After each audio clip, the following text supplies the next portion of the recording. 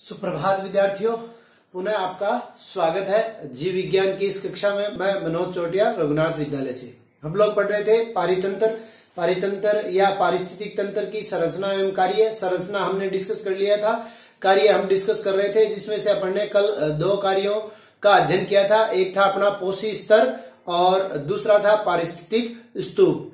खाद्य श्रृंखला, खाद्य जाल, इन्हीं के भाग है जो दोनों हमने डिस्कस कर लिए थे। ठीक है, आज हम दो कार्य और डिस्कस करेंगे। कौन कौन से? एक कार्य है जैविक उत्पादकता और दूसरा ऊर्जा प्रवाह, एनर्जी फ्लो। जैविक उत्पादकता और ऊर्जा प्रवाह। पहले हम लेते हैं ऊर्जा प्रवाह को। आप लोग जानते हैं पृथ्वी के ऊपर ऊर्जा का एकमात्र स्रोत जो है वो क्या है? सूर्य का प्रकाश है।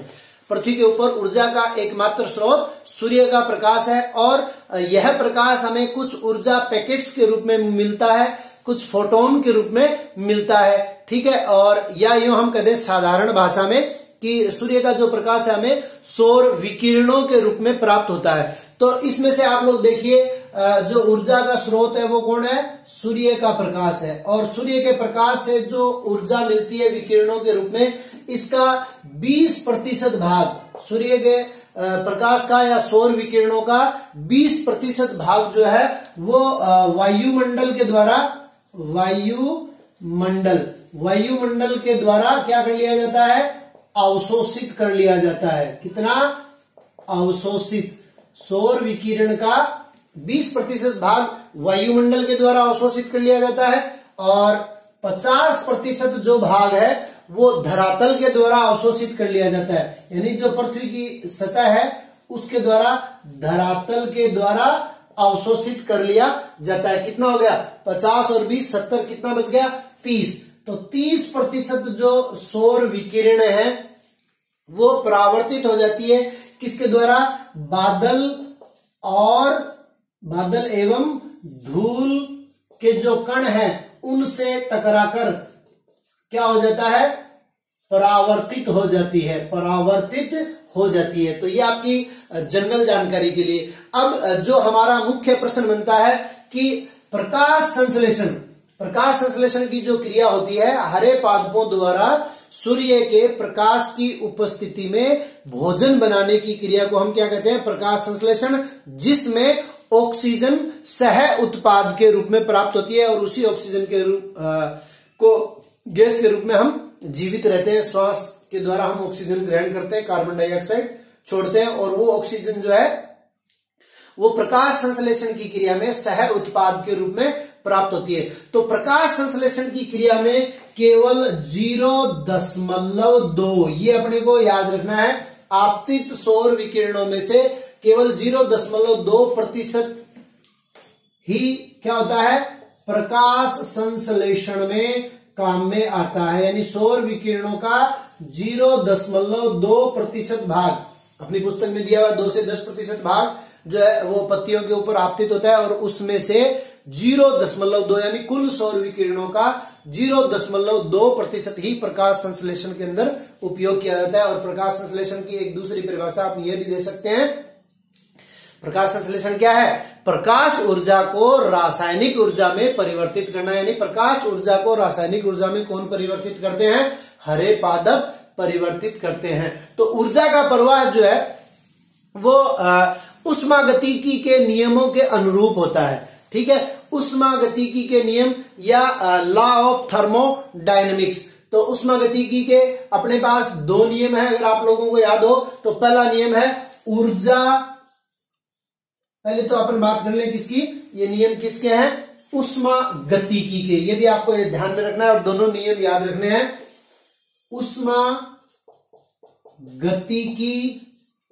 के नियम यानी सौर विकिरणों के द्वारा जो ऊर्जा का प्रवाह होता है वो उष्मागतिकी के नियमों के अनुरूप होता है। और उष्मागतिकी के नियम की अगर अपन बात करें तो 2 नियम है। प्रथम नियम क्या है? प्रथम नियम है ऊर्जा संरक्षण का नियम। प्रथम नियम क्या है? ऊर्जा संरक्षण का नियम।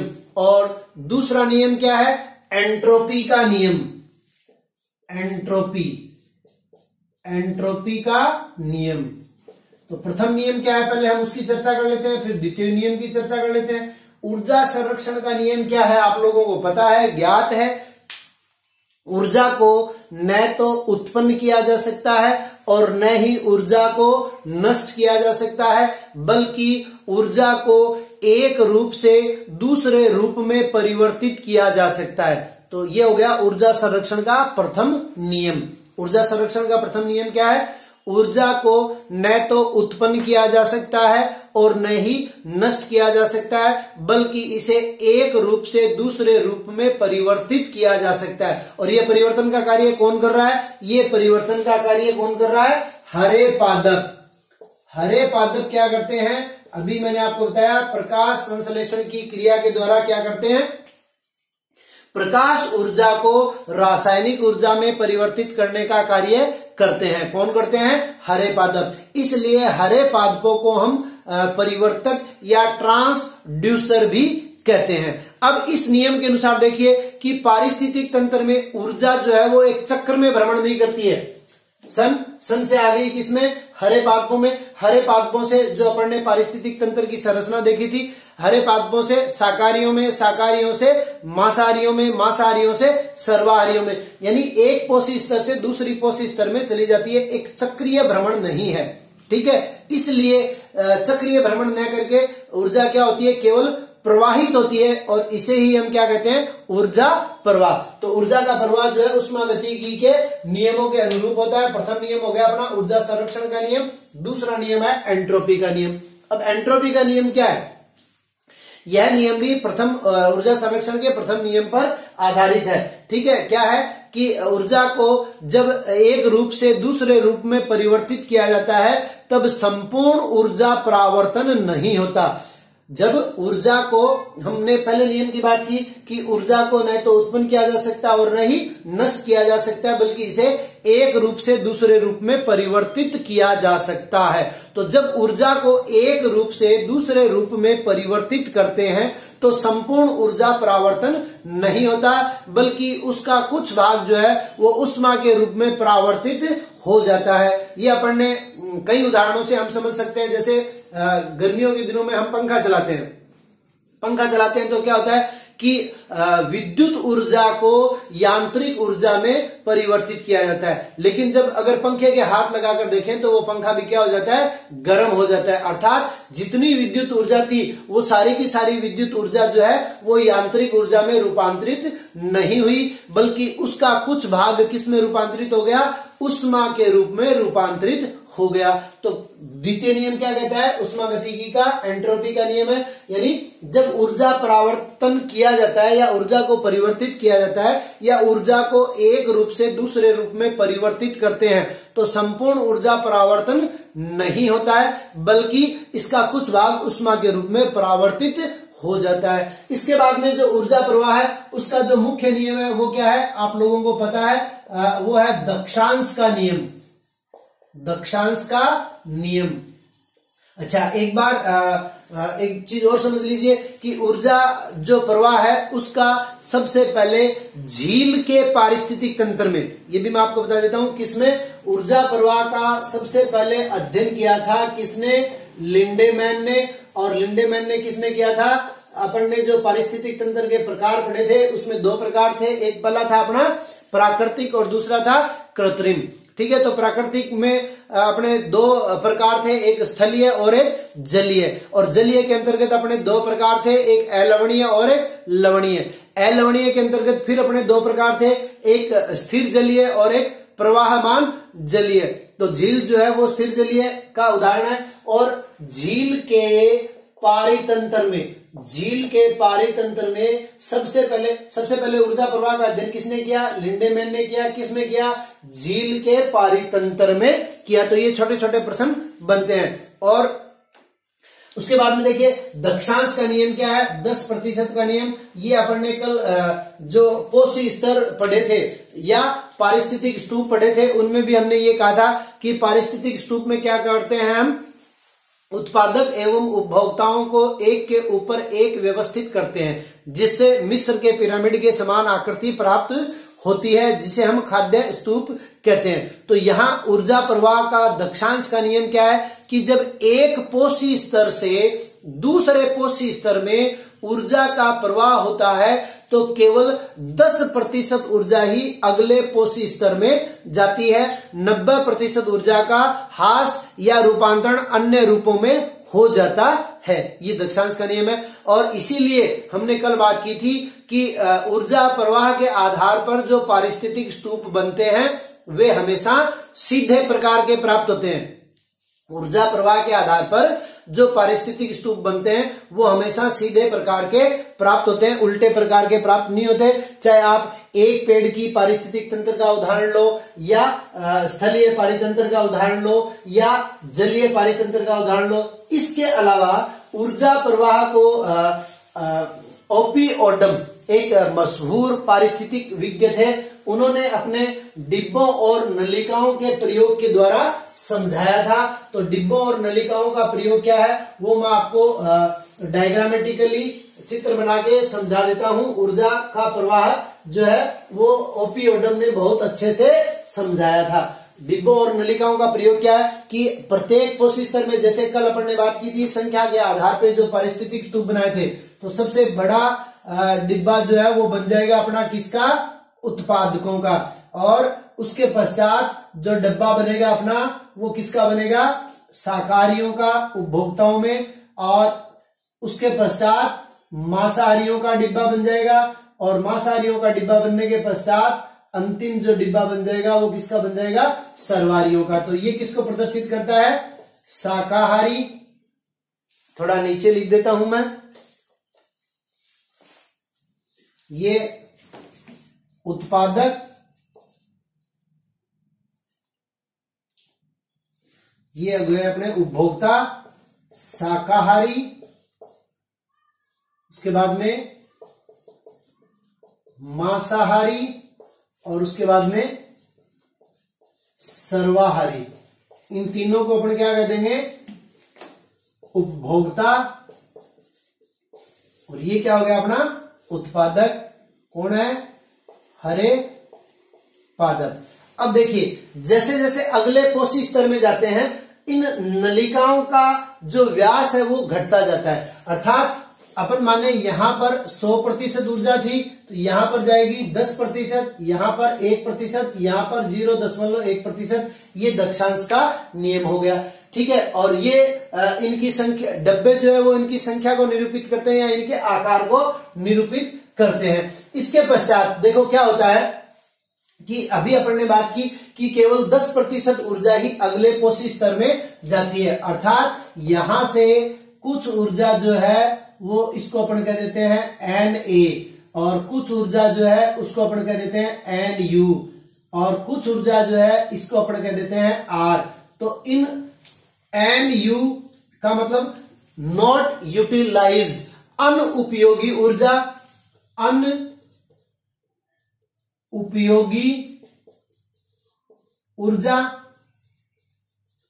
Na नॉट एसिमिलेटेड, अर्थात हिंदी में कहें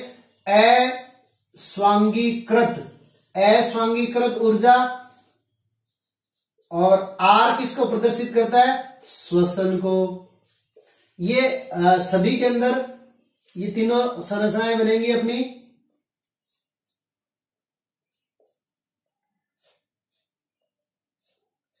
इसी प्रकार हरे पादपों में भी इस बात को आप यो समझिए। अभी मैं आपको समझाता हूं क्या है। जैसे मान लो कोई पौधा है, ठीक है, या कोई पेड़ है, उस पेड़ को एक शाकाहारी खाता है तो उसकी छाल वगैरह को वो छोड़ देता है, अस्वांगीकृत ऊर्जा।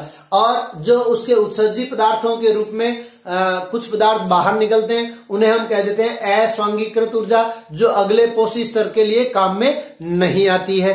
और कुछ ऊर्जा जो है आप लोगों को पता है, आप अपने नाक के आगे एक अंगुली ले जाके देखिए कि जो वायु बाहर निकल रही है वो क्या है, अपेक्षाकृत गर्म है जो अपन अंदर ले रहे हैं। तो इस वायु को गर्म करने में, या हम यूं कह दें कि ये ऊर्जा जो है श्वसन के रूप में काम में आ जाती है। तो जितनी ऊर्जा एक कोशी स्तर के द्वारा ग्रहण की जाती है उसमें से अस्वांगीकृत ऊर्जा, अनुपयोगी ऊर्जा और श्वसन के रूप में काम में ली गई ऊर्जा, इन तीनों का मान 90% हो जाता है।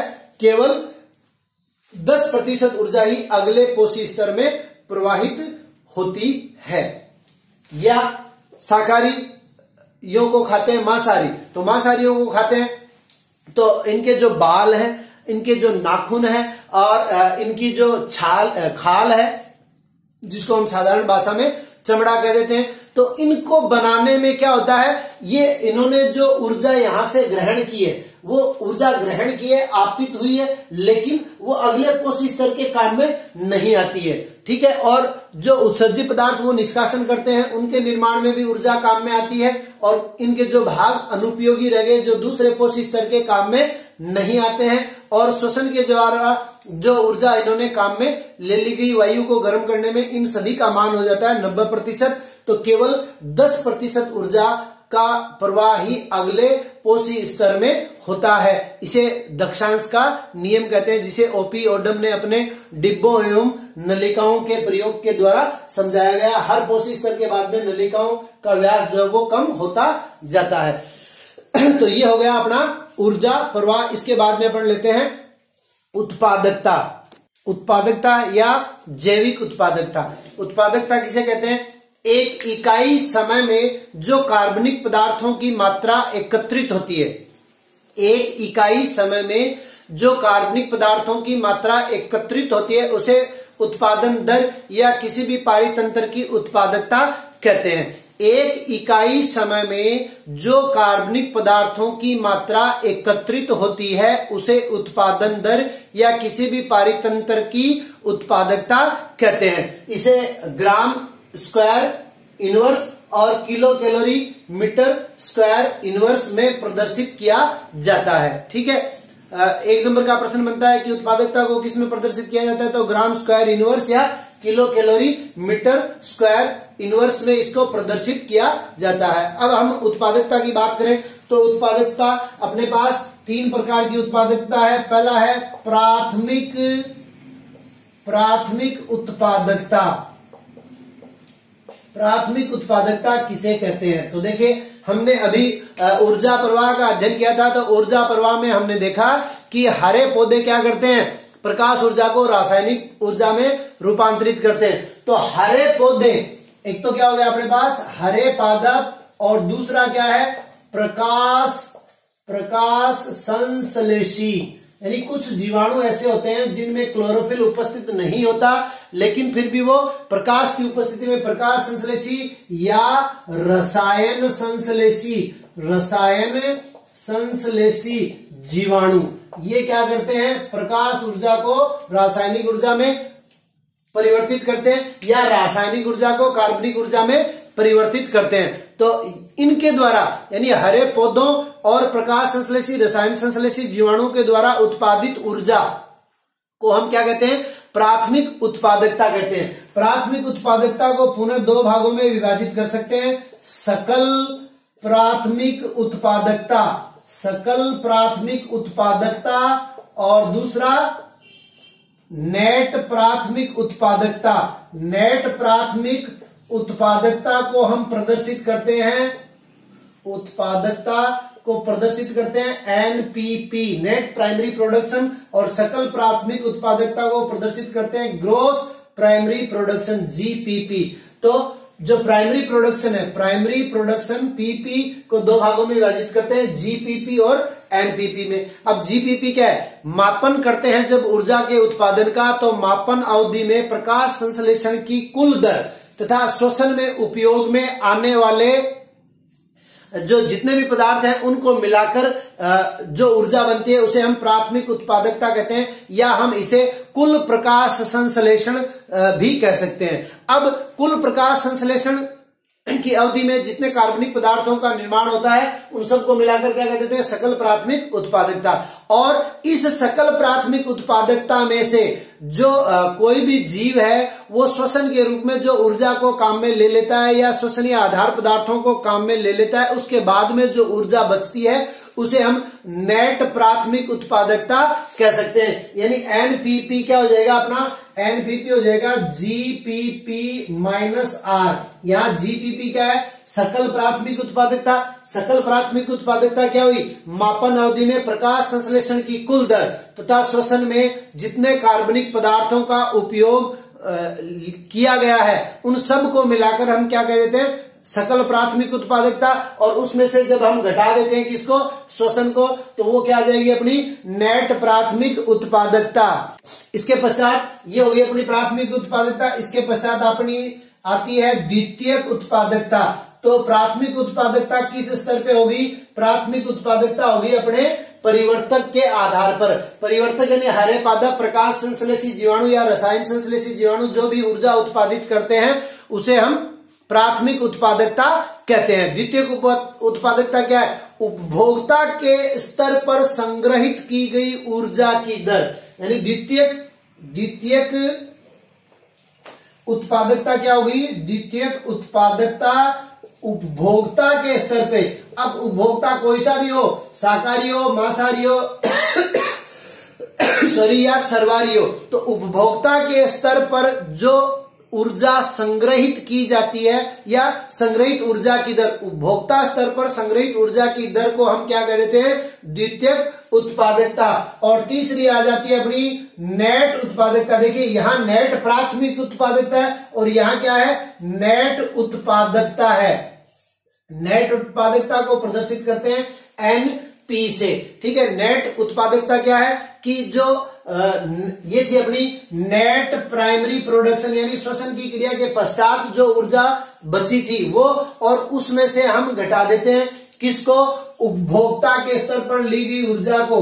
उपभोक्ता के स्तर पर ली गई ऊर्जा, तो अपनी क्या आ जाती है, नेट उत्पादकता आ जाती है। तो नेट उत्पादकता किसे कहते हैं, हम कह सकते हैं कि नेट उत्पादकता उत्पादक की वह मात्रा जिसे उपभोक्ता काम में नहीं लेते हैं, या कार्बनिक पदार्थों के संग्रहण की दर, जितनी दर संग्रहित हुई किसी भी पोषी स्तर में वो क्या कहलाती है, नेट उत्पादकता। यानी कार्बनिक पदार्थों की वह मात्रा जिसे उपभोक्ता काम में नहीं लेते हैं, उन कार्बनिक पदार्थों के संग्रहण की दर को नेट उत्पादकता कहते हैं। तो इस प्रकार से हमने अभी तक 4 जो कार्य हैं वो पारितंत्र के पढ़ लिए। आज हमने ऊर्जा प्रवाह और उत्पादकता को पढ़ा। अब अपने 2 कार्य बचे हैं, एक जैव भू रासायनिक चक्र और दूसरा जैव भू रासायनिक चक्र और अपघटन। इन 2 की चर्चा हम कल करेंगे। तब तक के लिए धन्यवाद।